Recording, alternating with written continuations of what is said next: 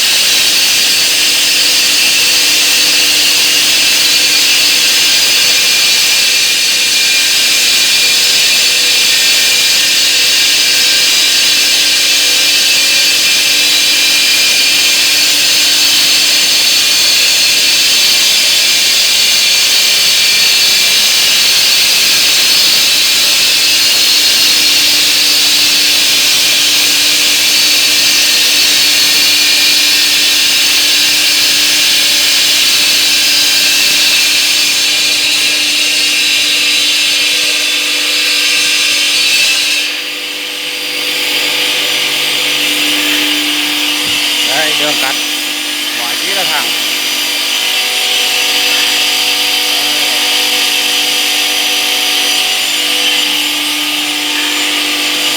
Đường cắt quá là thẳng, không phải chế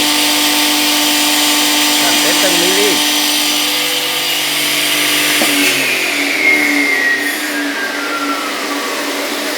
Khi máy chạy thì có nguồn sẽ cấp nước.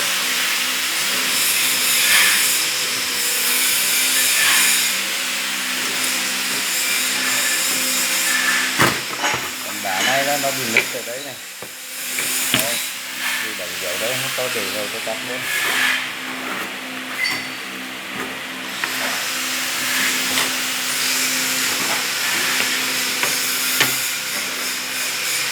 Không phải là do máy cắt gãy, nó cầm đá bị nứt cái đồi của nhà máy là đánh dấu đấy thôi.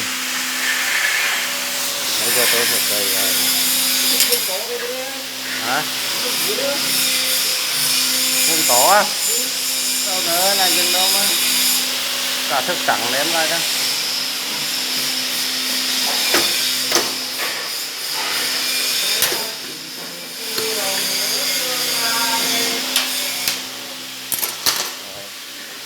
Giờ cắt các bạn thấy quá là khít.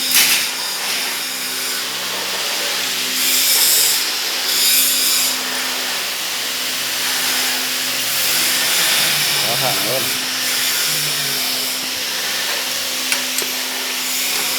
Giờ tôi sẽ quay lại tiếp cho các bạn xem này.